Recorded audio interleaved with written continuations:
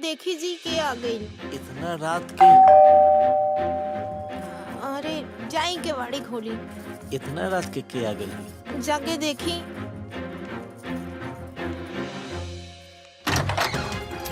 अरे देखी जाए पगली के आधा रात के पता ना कहाँ जाते रहे। लागत है कि बांध के रखे के पड़ी। अरे बेटी, इतना रात के तू कहाँ जात रहलू हो? पता ना फूफा जी काहे अब हमार मन नहीं चन नहीं खेलागत। चल चल अंदर चल, चला ले चला अंदर लेके आओ। चल चल अंदर चल।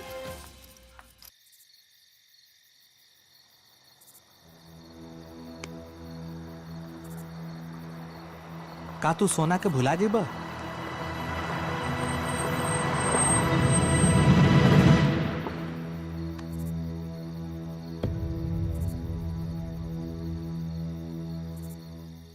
मछली पानी के बगैर रह सकेले ना। पंछी आकाश के बगैर रह सकेला ना।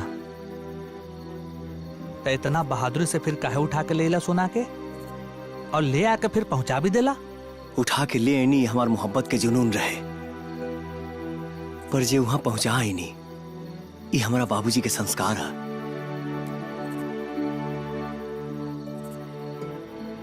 बाप बाप बोले, केहू के बाप की इज्जत और स्वाभिमान जाए के ना चाहिए। बाकी धन संपत्ति आवेला जाला, बाकी इज्जत लौट के ना आवे। सोना भी केहू की बेटी आई, हम उनका बाबूजी के स्वाभिमान पे आंच ना आवे थे।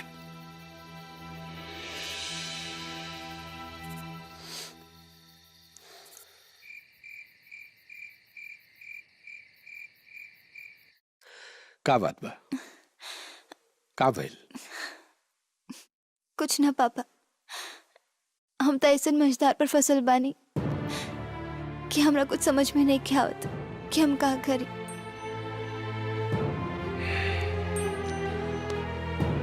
बेटा अब तारा कुछ नहीं के करे के। अब जौन करब हम करब। हमरा ई बात के फक्र बाकी हम तारा जैसन बेटी पैनी जे अपना बाप की इज्जत खातिर अपन प्यार के भी कुर्बान करे खातिर तैयार हो गई। तू तो जाना तारू बेटा कि बचपन से लेके आज तक हम तारा खुशी के अलावा कुछ ना जानी। हमार तोहरे खुशी में खुशी बा।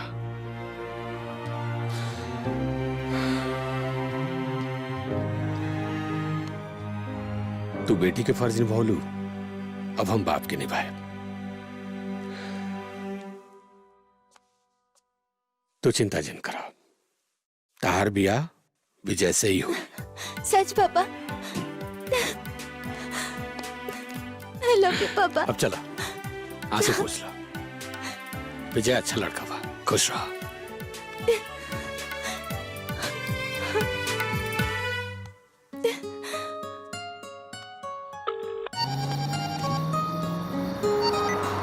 हेलो विजय, एगो खुशखबरी बा, दिल थाम के रखिए ना तो धड़कन रुक जाए।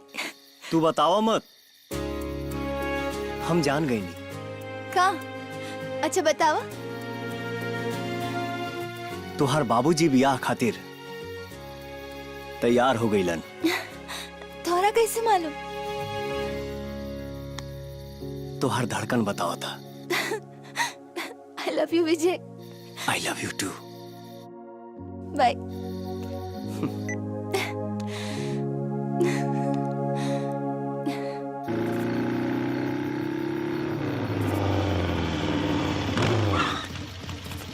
एगो आइसक्रीम दा। ए भैया, अरे अरे तू तिराहे पे आइसक्रीम खाता रहा और हम मिठाई का डब्बा लेके गली गली घूमत हई। हई ला मुंह मीठा करा।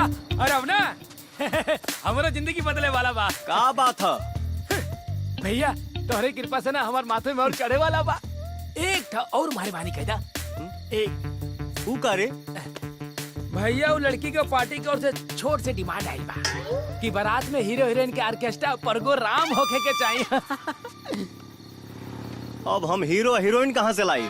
एक खातिर तो आइल बनी। अरे हिंदुस्तान में तोहरा से बढ़कर क्यों हीरो बा? जब हमार भैया स्टेज पे चढ़ जाई और सुर पे सुर ताल पे ताल मिलाई ना तो ऐसे दीवानी मस्तानी नाचे लगे।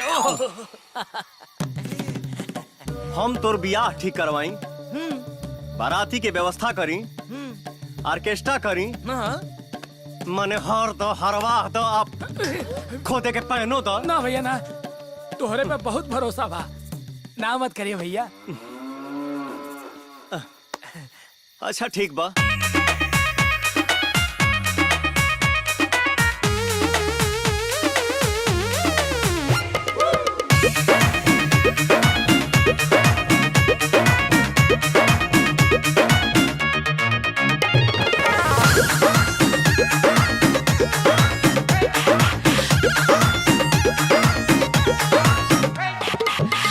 पातर पिया में विटामिन की कमी है, थोड़ा थोड़ा देहिया में पानी की नमी है। हाँ, तू पर पातर पिया में विटामिन की कमी है, थोड़ा थोड़ा देहिया में पानी की नमी है। मिलो न हमरा से भूल जाओगी, भूल जाओगी कभी प्यार से, प्यार से। हाँ हाँ हाँ, कभी प्यार से बुलाना एक बार, हतार को भी भूल जाओगी।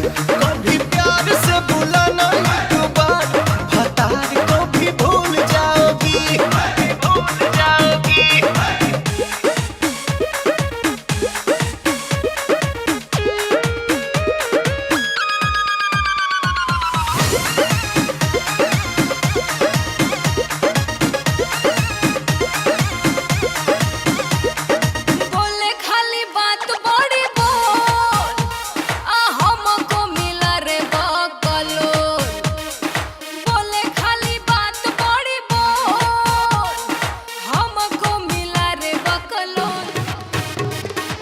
झूठों में बलम आप मरती हो, जिंदगी में ऐसे नहीं करती हो। कहता है हमको कि झूल जाओगी, झूल जाओगी। कभी प्यार से, कभी प्यार से बुलाना एक बार, हतार को भी भूल जाओगी। कभी प्यार से बुलाना एक बार, हतार को भी भूल जाओगी, हतार को भी भूल जाओगी।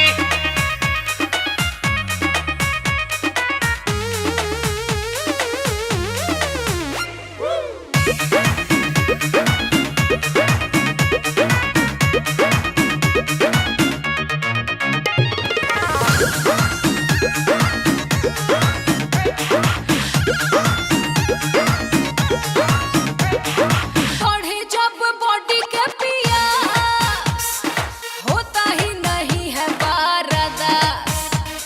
अब बढ़े जब बॉडी के पियास, होता ही नहीं है बारदास। नहीं अकनो सा उतारूं क्या, आज मैं जवानी तेरा तारूं क्या। रह बेटे साथ में तो खुल जाओगी, खुल जाओगी। कभी प्यार से, हाँ हाँ हाँ, कभी प्यार से बुलाना एक बार, हतार को भी भूल जाओगी। कभी प्यार से बुलाना एक बार, हतार को भी भूल जाओगी, भूल जाओगी, भूल जाओगी बहरे।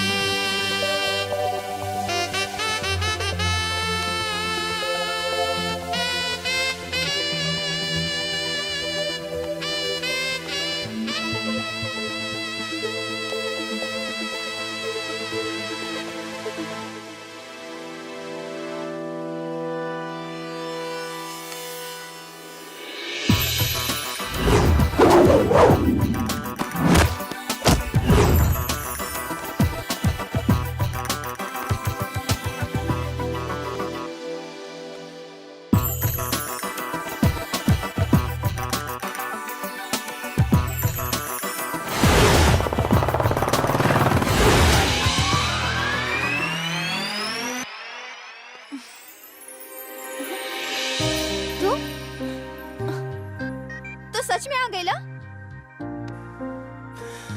हाँ, तोहरा कैसे पता कि हम ये रूम में बानी? एह रूम के खिड़की दूर से ही चमकत रहे, बस समझ गई नहीं कि हमार जान यही में बाड़ी। अच्छा। मतलब तोरा यहाँ में डर ना लागल? हमारा नजर में नजर डाल के देखा तो के डर ना प्यार के दुदला दिखाई दी।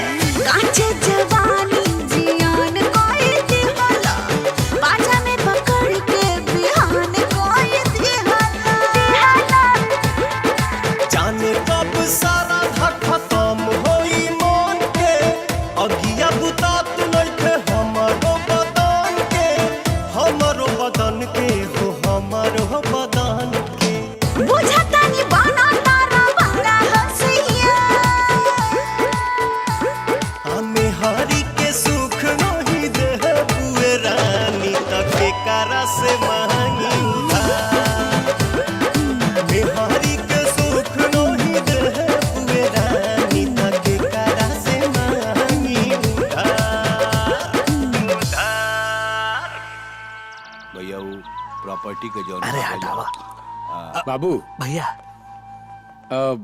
जी तनी कुछ तोनी से सलाह मशवरा करे जी भैया तनी आओ जी जी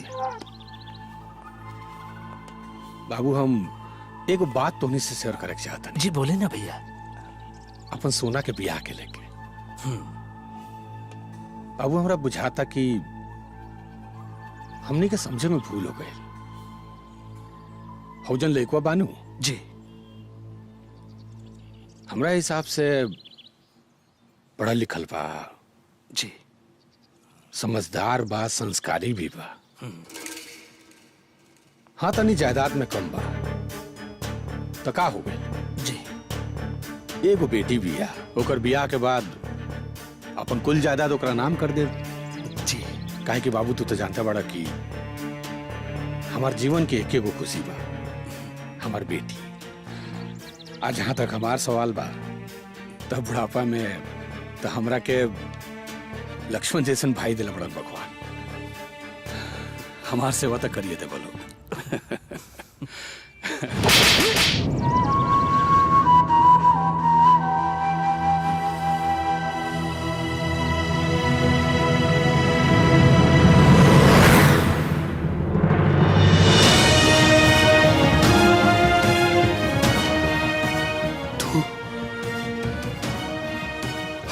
हाथ उठाओला।